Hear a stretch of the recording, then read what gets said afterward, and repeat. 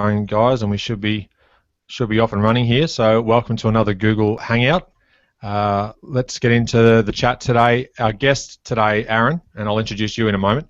He has just released a new biography titled Drazen, The Remarkable Life and Legacy of the Mozart of Basketball. He appeared on the podcast talking about the book on episode 24 of the show back in mid-2013. Now it's officially available and out in the world for all to consume. Todd Spehr, thanks for joining us, mate. No worries, Adam. Thank you very much for having me. Good to see you both. Excellent. Now, Aaron, you're a regular co-host of this podcast caper that we get up to here. Thanks for taking part again in another chat. How are you today, mate? Good, thanks, Adam. Good to be back in the downtown Tacoma studios / NB85 studios for this chat with Todd and his upcoming book. Yeah, it's going to be a good little chat here, I'm sure. Now, all going to plan, those who are watching this live Google Hangout can ask questions as we go along. Not sure if anybody will actually partake in that, but I think I've enabled it to happen. So if you visit inallairness.com/Drazen, that's the link to get to the Google Plus event page, and then you should be able to watch the video and send us a question along the way, which should pop up on my screen, and then we'll hopefully pose that question to Todd if it's something that he can actually answer for us. Now, I had sent to Twitter this morning, mate, just so she can. We'll have at least one question, mate. Fingers crossed. I've got a couple. I've got a couple of backup ones, just in case. So I won't be holding my breath for a few, but we'll see what happens. Now, before we actually chat all things Drazen, let's quickly cover your background a bit, Todd. We didn't actually mention it too much in our previous chat on episode 24. And also you've been on other episodes of the podcast as well, which is great. But you moved to the USA when you were a teenager. And do you mind just talking a little bit about when you left Australia to take up your basketball-related career in the US and college along the way and whatnot, and then even becoming an assistant coach with your alma mater? Yeah, sure, mate. I'm not sure how exciting the background is, but when I was 16, I was practicing with a semi-professional team that was in Warrnambool, which is in Western Victoria. I grew up in a place called Camperdown, which is just a small town in the Western District. But I had an American teammate who encouraged me to, sort of take my basketball playing a little bit further. So I had an opportunity to play a year of high school ball in a place called Fowler, Colorado. I had a pretty good year there, and was lucky enough to get a scholarship to play at Lamar Community College, which was a junior college in southeast Colorado. That after 2 years, I transferred to a school in Kansas, Central Christian College, and I graduated in 2006. I was a good college player. I certainly wasn't a great one, but had a fairly good college career. So after I finished playing 2006, I graduated. And then I had a minor in journalism. My major was business in college, but was doing some freelance writing for a few publications, and was lucky enough to get printed in like Slam and Lindy's and a couple of Australian publications that were out at the time. And eventually that turned into, when I moved back to the US in 2009, I was hired as an assistant coach at the school that I played at. So I worked in player development and scouting, and then during my free time I drive down to Oklahoma City, and I was able to get credentials to go to games there, and covered a lot of Thunder basketball for about the first 3 years they were in Oklahoma City. So while I was coaching during the week, and every chance I could get, I'd drive down to Oklahoma City, and the access was great. This was before the Thunder were what they are now, and the access was just unbelievable. So that's really where my writing sort of interest sort of went to the next level, and I've since had some writing at ESPN, and like I said, Slam and a few other places. So all that led up to, due to a family situation, I had to move back to Australia at the end of 2011. And in order to stay involved with a game that had given me so much, I started this crazy idea of writing a book. So that was 3 years ago, and here we are now.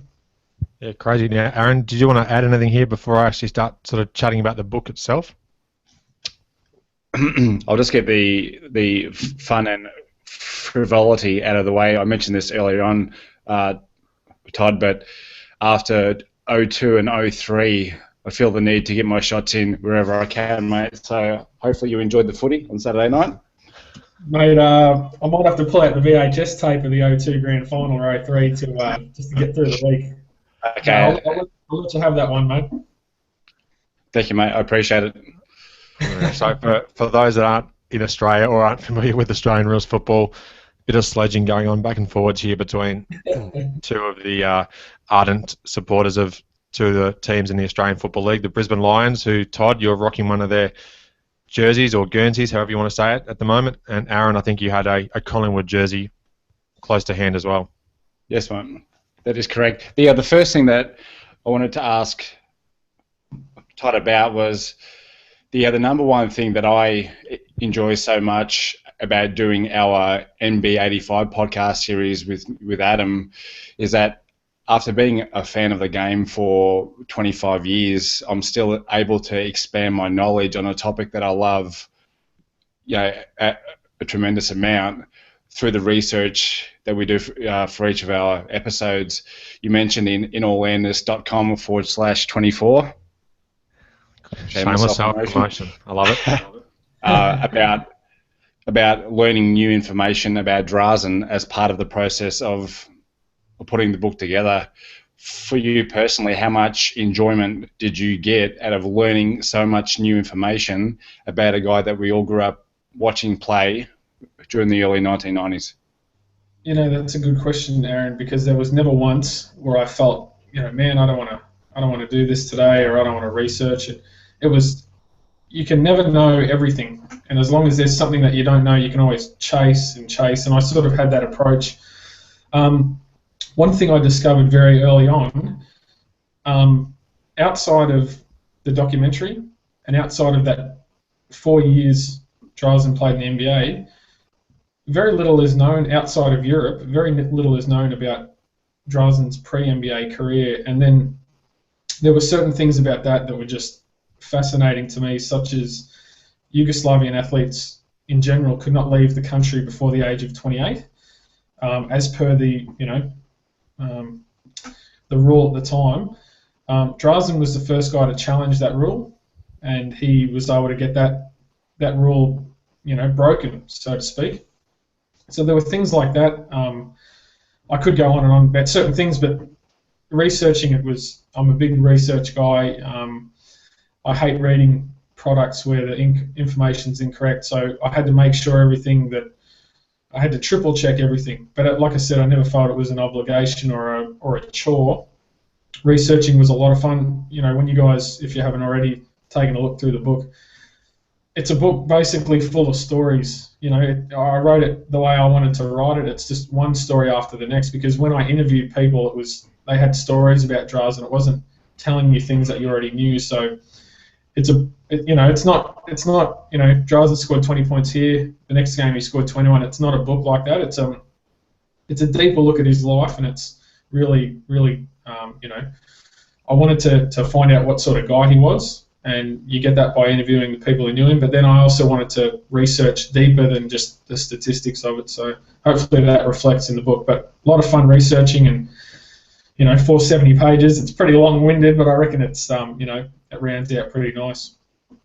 No, it's... Something that I enjoy so much about the In Awareness podcast, Todd, is when Adam interviews these guys who perhaps don't have the profile of some of the bigger names in NBA history, is hearing their stories and hearing some of those stories. So Yep.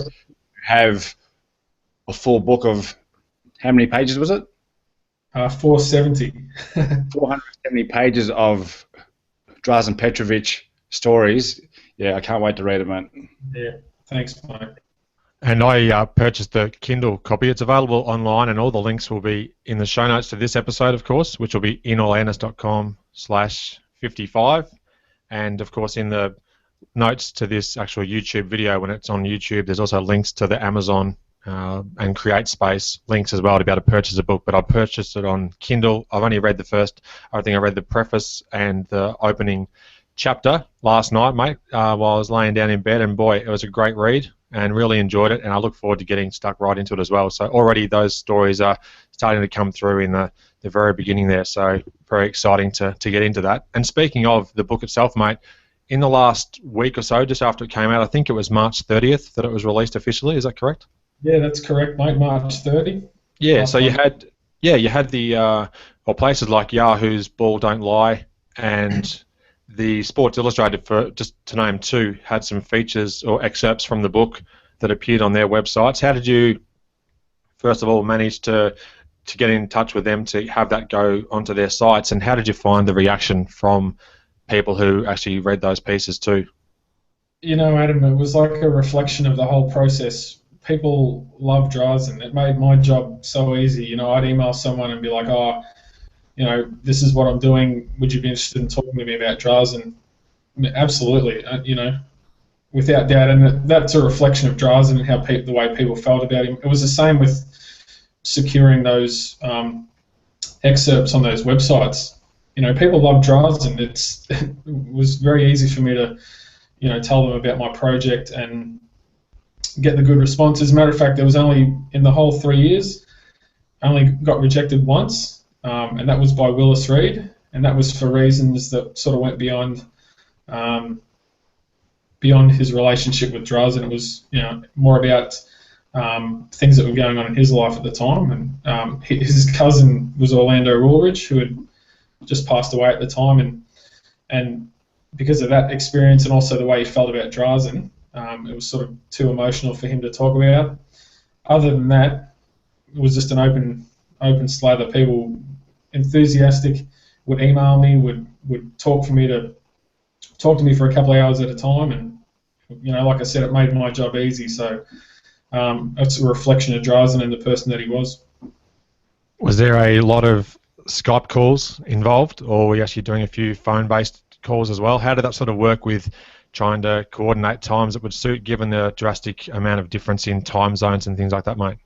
It's funny, mate, I made a decision very early on that if I was going to do the project, I would do whatever sacrifice it took. So I remember I called Tom Newell, who was the assistant coach with the Nets when Drazen was there. I think we spoke from 3 a.m. to 5 a.m. one day, and like, it was just, you don't mind doing those things because it was, you know, like I said, you want to make the book as strong as it could possibly be, and you know, you cater to those people's schedule. If they're willing to give you the time, then you should be willing to make the sacrifice to get up early or stay up late or whatever it is. Mate, almost like I remember talking to you at the time, all the calls were on Skype. All the calls were obviously international. I didn't do a single face-to-face interview. I did about 70 interviews in total, and you know, you do what it takes, mate. You don't sort of sit around and think about it. You just do it, and you know, I'm sure you've had this feeling many times. You get done interviewing someone, and you can't wait to do it again, or you just know that it was worth the effort. So, you know, you do what it takes, mate, I suppose.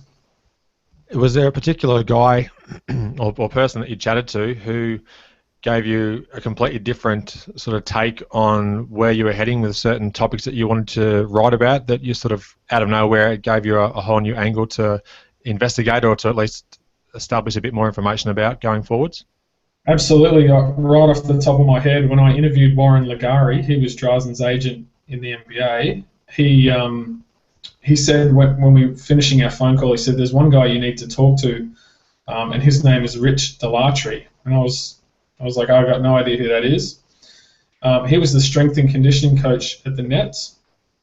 After Drazen's half season in New Jersey in 1991, and if you guys look closely at the film, Drazen's body before that season and after are completely different.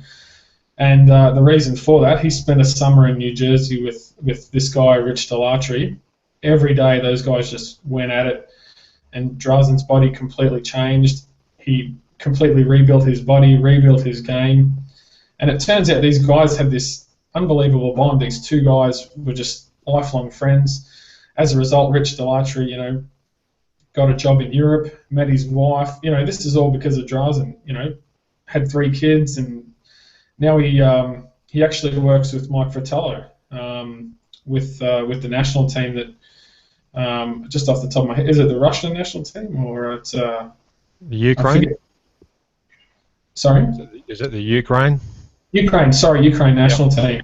You know, all these opportunities opened up just because of his relationship with Drazen, and I was able to call him one day, and he spoke to me for 2 hours about everything about Drazen's body, about Drazen's attitude towards work, about Drazen's relationship with his teammates. Like, you know, just a guy that I had not considered to interview. And as you'll see in the book, there's a few pages devoted to basically a summer that changed Drazen's life. And 91-92, he becomes a 20-point scorer, and you know, he had a body to compete in the NBA. It was just, you know, a turning point in his life. And you also... Oh, go ahead, Todd. Oh, sorry, go ahead, Aaron, I should say. I'm getting people's names mixed up now. That's a worry. That's all right, Jared, no problem. How many... Todd, how many of those... I guess this is kind of in tone with Adam's last question. How many of those moments did you have when you had to stop and think to yourself that, you know, I can't believe that...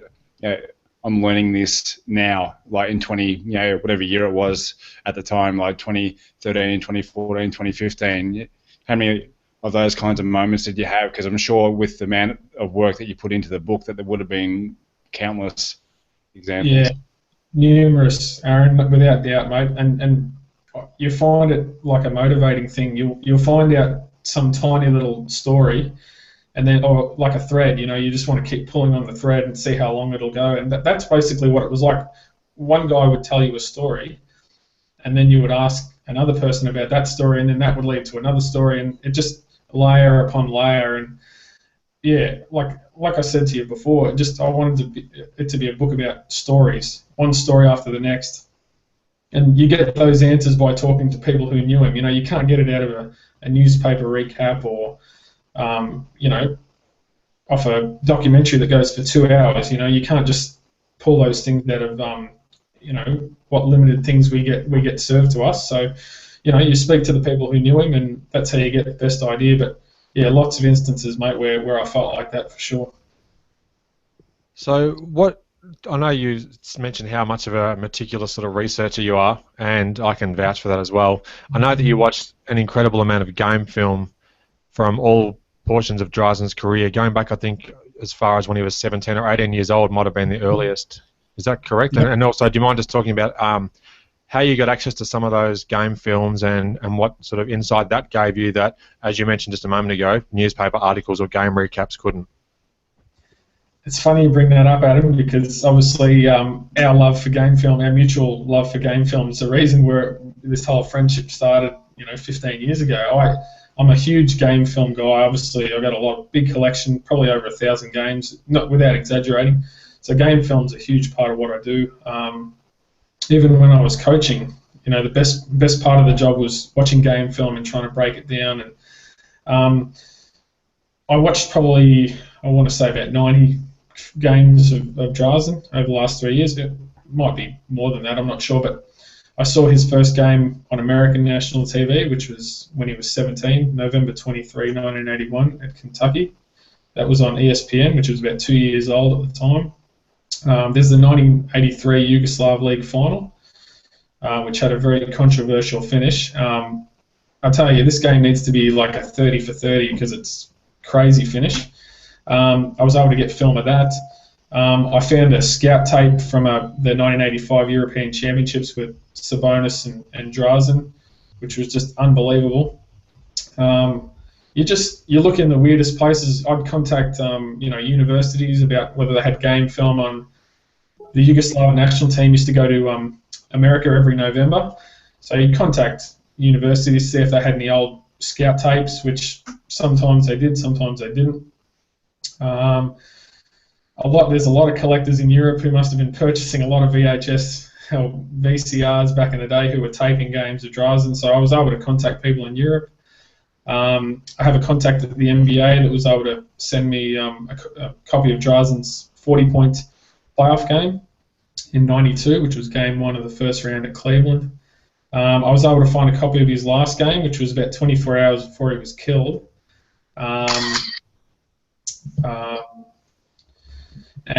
Yeah, you know, you just look in the weirdest places. I obviously don't need to tell you that, but game film tells you things that, you know, you couldn't find anywhere else. And I really like to analyse things and understand things. you know, and game film tells you stuff. You know, Drazen's game changed from Europe to the NBA. He almost completely eliminated the dribble out of his offensive game, and he retrained himself to become a catch and shoot guy. So game film tells you those sorts of things, and I tried to work them into the book as much as I could.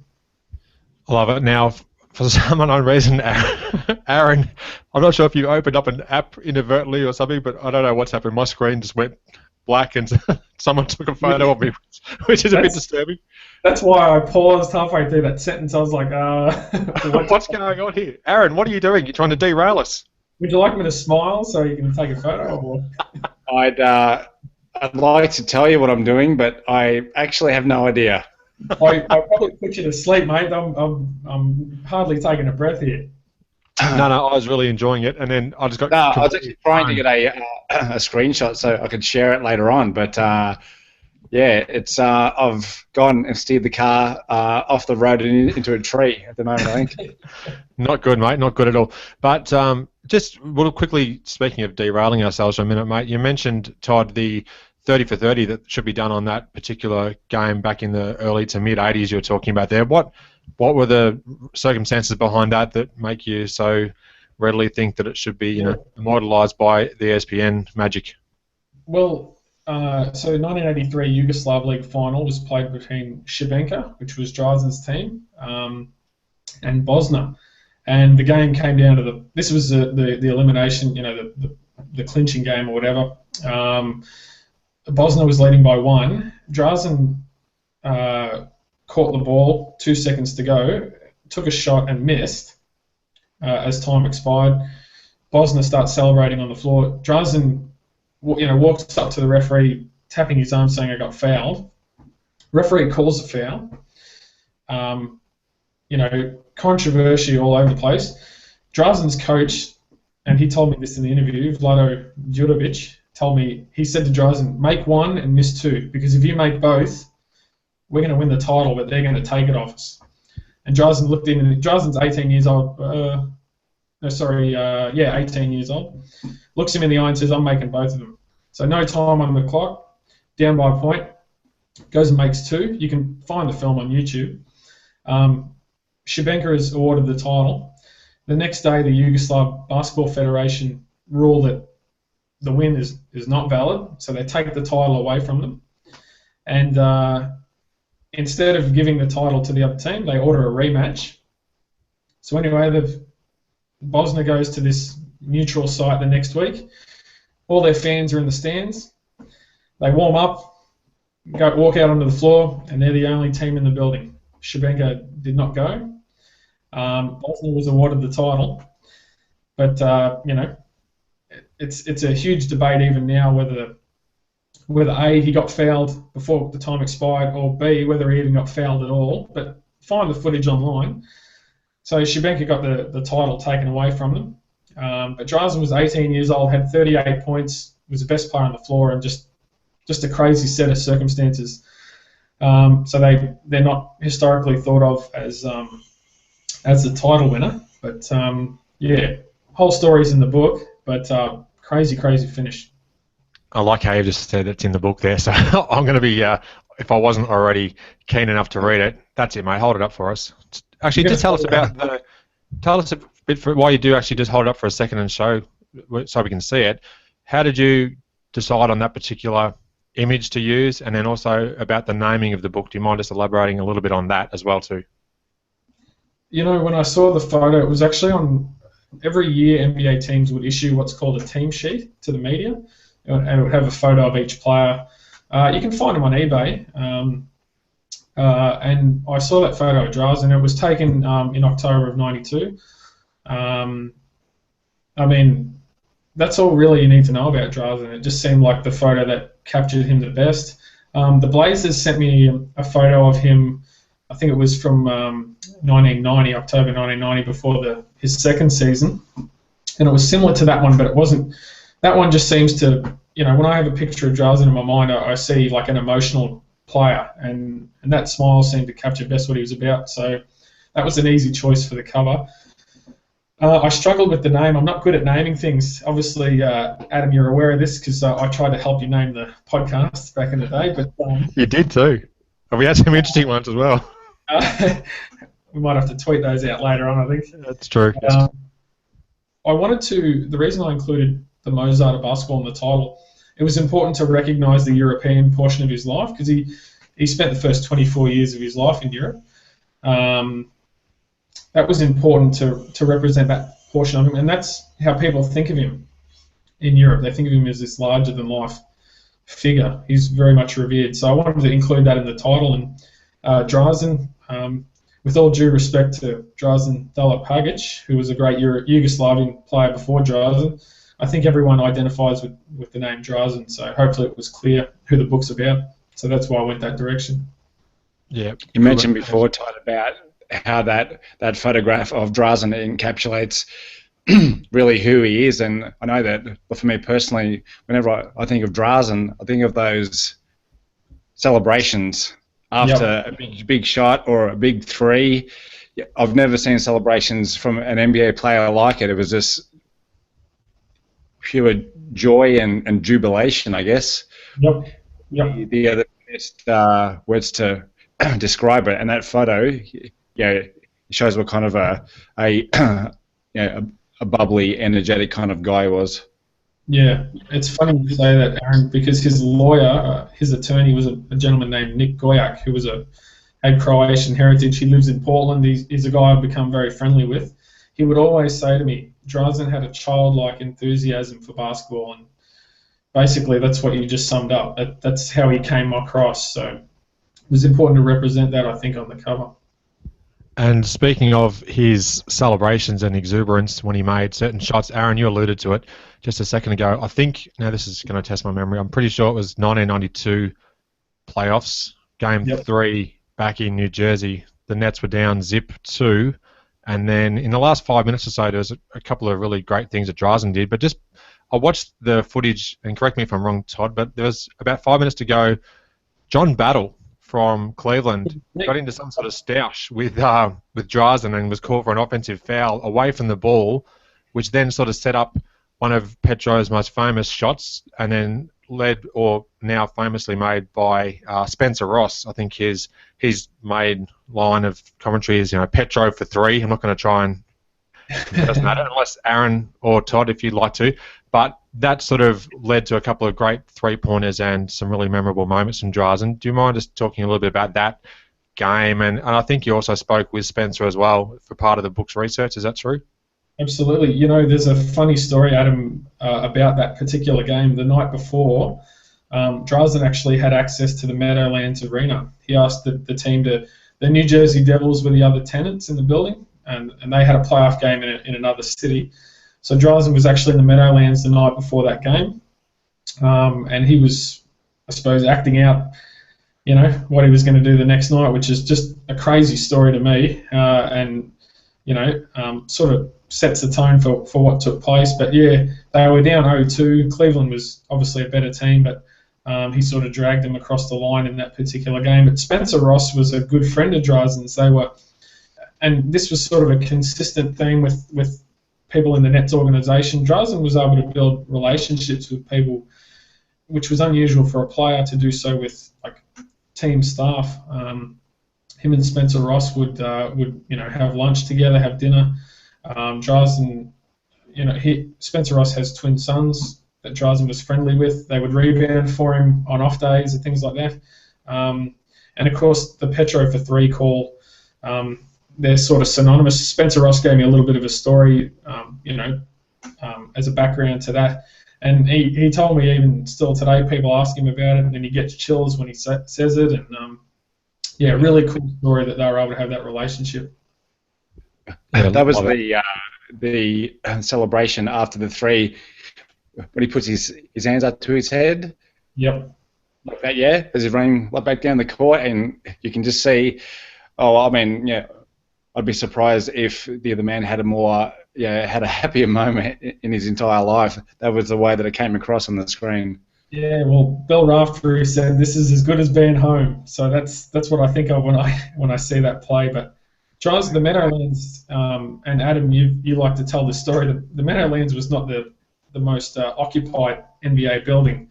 So Drazen, people would tell me, Herb Turetsky's the scorekeeper with the Nets, and I don't mean to name drop. It sounds like I'm name dropping all the time, but he told me that Drazen's the most popular player in Nets history. He's been with the Nets, or he's been with New Jersey since they were in the ABA, and he said Drazen's the most popular player the Nets have ever had because he would draw fans in, and that's why people in Europe, especially in Croatia, were so captured by him because he involved you in the game by the way he celebrated. He'd make a three and he'd turn around and celebrate. So Drazen was able to, inspire things within people that was pretty unusual from players.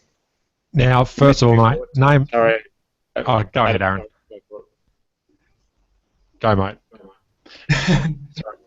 Go on, mate. Come on.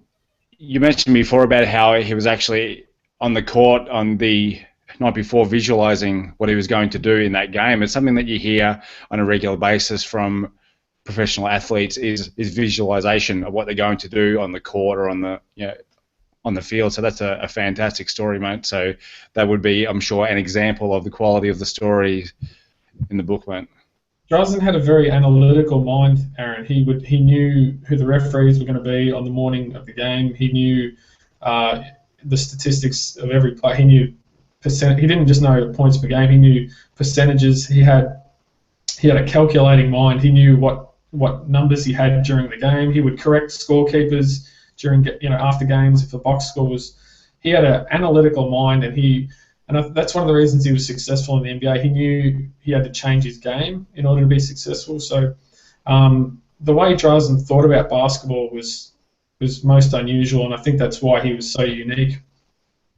Now, what I was going to say earlier, Todd, was first of all, name drop away. You can name drop for as long as you like because it's fascinating to hear just all these people that you've chatted to along the way who you might not think straight away that they're the most immediate person that you chat to in relation to the story, but it all helps develop the overall narrative. So that's part of the special appeal of a book such as this as well, and it shows the amount of comprehensive and exhaustive research that you did. So that's fine, name drop away. The second thing was, do you have a favourite Drazen game that you saw that you have in your collection? I know you mentioned you watched maybe upwards of 90 games. Is there a particular one that just stands out above the rest that encapsulates everything that he was about?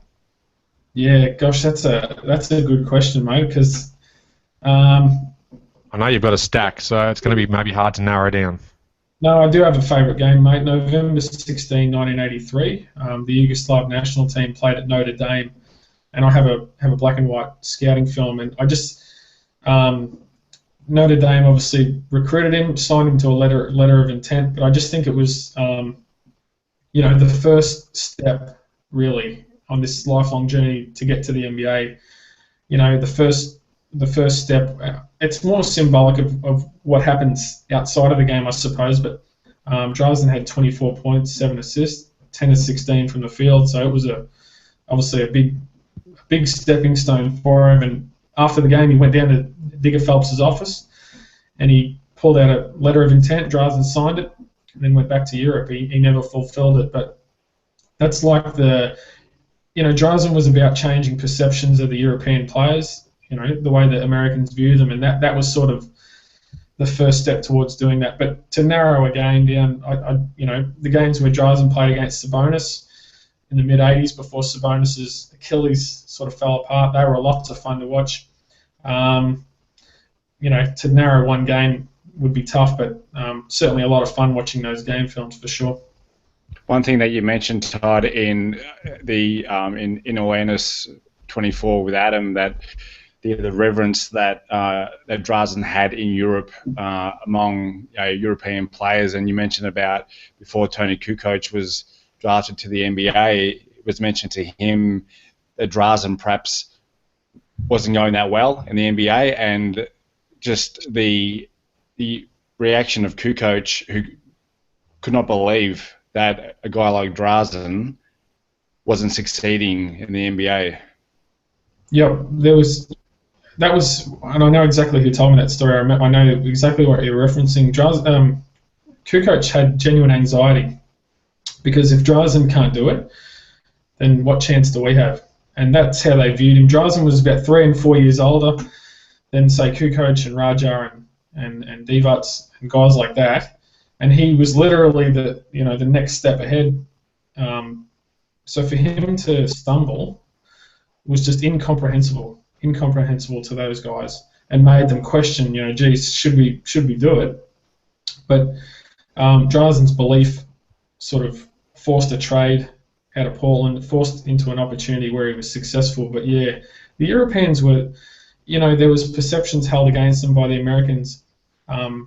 Every guy was subjected to those except Sabonis. He superseded those perceptions held by the Americans against the Europeans. But a guy like Drazen, a European guard, there's a story that was in the Chicago Tribune in '86 by a writer named Phil Hirsch. You guys could probably find it on the archives, where he was examining just how ready Drazen would be. And Drazen was averaging 40 a game in Europe at the time. It's like, he's not going to play that way in the NBA. How's he going to survive? How's he going to fit in? Very, very interesting. There was, and that's one of the things I wanted to address in the book was, first of all, why were those perceptions in place? How did Drazen overcome them? And, guys like him and Marshallonis and Divac, they talk about being pioneers, genuine pioneers. They really had to break those perceptions, but Drazen wanted to break them in a different way. Marshallonis was not the best player in Golden State. Divac was not the best player in LA. Europeans came to the NBA and they changed the foundation of the NBA, but the superstars, that galaxy, so to speak, was not changed. So Drazen wanted to get in that area. And one thing interesting, just when talking about Europeans, Schrempf was not considered, and this was made apparent to me through the research, he was not considered the same way that Drazen was, or Marshallonis. He went to high school in America, he went to college in America, and he was sort of considered a product of the American system. And obviously he was a better player before Drazen was. He was successful, what was he, sixth man in 91 and 92. He was established before Drazen was, but Drazen's was considered a pure product of the European system and the first one to be successful. So a lot of dynamics, interesting dynamics that sort of came out within the book. All fascinating topics as well, which I'm sure that we're going to enjoy when we get right into the depth of the book as well. And speaking of the European side of things, mate, what sort of plans do you have, or you already have underway, perhaps, just to help celebrate the book's release in the vital European market, where I'm sure it's going to be incredibly appealing to a lot of basketball fans and just natives in general? Yeah, and look, it's exciting, mate, that so many people are interested in the book, but it was very important that the book be translated into Croatian, and that the plans are underway. Actually, the Petrovic family are organising that, and they would, have invited me to Zagreb later in the year to launch that book. So we're sort of addressing that as we speak. But I've had people from France and Greece and Spain who have asked me whether translated versions are going to be available, and whether that becomes a reality or not. But it's all because of Drazen and his story and how that sort of resonates in Europe. So if it can open up a few doors down the way, mate, then all the better. But it's all about his story, so lots of interest there. You don't have to sell Drazen to people, certainly not. So we'll see how we go, mate. But European market's obviously very big, so hopefully the word can get out and more things can open up. Oh, definitely so. Now, Aaron, before we sort of wrap things up a little bit, do you have anything else you'd like to ask Todd in relation to this book, or even just old school hoops in general, I guess? Just in regards to Drazen's passing, Todd, in 1993, the NBA took a real hit, of course, with the initial retirement of Jordan, but there were two guys who were very prominent players in the NBA, in Drazen and Reggie Lewis, who I tie those two together, unfortunately, because of their circumstances, and them passing away so close to each other in 1993. Even though the NBA definitely missed MJ, I think that there's no question that Reggie Lewis was an All-Star the previous year in '92. Drazen probably should have been in 1993, but I don't think that there's any question that the loss of those two definitely contributed to the other loss that the NBA felt when MJ first left. Yeah, exactly, Aaron. And a funny thing happened at the shooting guard position in '94. Sprewell was first team All NBA. He wasn't even on the All-Star ballot. Reggie Miller had that obviously big postseason in '94. Um, there was a gap to be filled with MJ leaving, and part of me thinks that there was something for Drazen and of course Reggie Lewis. There was a space for them to move into that spot, as the elite two guards in the league, and yeah, just a crazy set of circumstances. How do you explain sort of things like that? Obviously, Drazen's death is, how do you even put into words why that happened or understand why that happened? But Reggie Lewis as well, who was an unbelievable competitor, just a really versatile guy, athletic. And, everyone viewed him at the time, I'm sure you guys remember, he was going to be the next guy to, Boston had never been bad before. He was going to be the guy that was going to keep them good. So there was, three of the five best shooting guards in the league. Opening day of '93, '94 comes and none of them are there. So very unusual. Yeah, not great at all. Tragic stuff in both circumstances, really. Now, Todd, thank you very much for being a part of the episode today and joining us to chat about it. I know we're obviously good friends and we've gone back 10, 15 years since we've known each other, and it's been great still to be able to chat about this dream that you've followed through and have turned into a reality by 3 or 4 years of hard work getting the book to come to fruition. So that's fantastic. And what's the best way that people can, first of all, follow yourself and then also access more details about the book? Where would you like to send them, mate? Yeah, well, before I say that, I just want to thank you both for your support. You guys obviously been aware of the project for quite some time, well before we got to this stage. So really appreciate your support. You guys have been terrific. So thanks for having me on. But you guys can hit me up on Twitter at Todd Spehr 35. I'm not sure if that's down the bottom or not because that's a whole other story. But there's also a website that I've just launched over the weekend, bookofdrazen.com. So they're going to be adding more content there is across the journey, but there's Facebook page /Drazen book, and obviously you can check out the excerpts online, various places. But yeah, this is all about Drazen, all about his story. So really, really fun process. So hope you guys enjoy it, and hopefully learn a few things. But yeah, a lot of fun to do. So I'm honoured that I've been able to tell his story. That's great stuff. And one other thing I was meant to mention during our chat was, amongst other people, the esteemed Bob Ryan and Harvey have also sung your book's praises. Do you mind just quickly detailing how that actually came to be? Because that's incredible to have the glowing recommendations of those guys on the back of your book.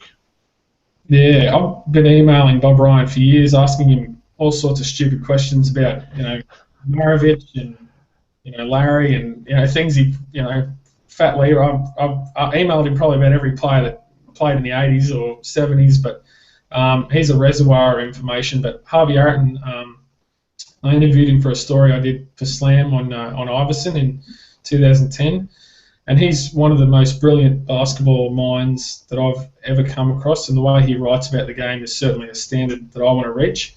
So he knew Drazen personally, and he had a good relationship with him, and he was a terrific help with the book, a great interview, and he wrote about some interesting things about Drazen's life, that went beyond the court, such as,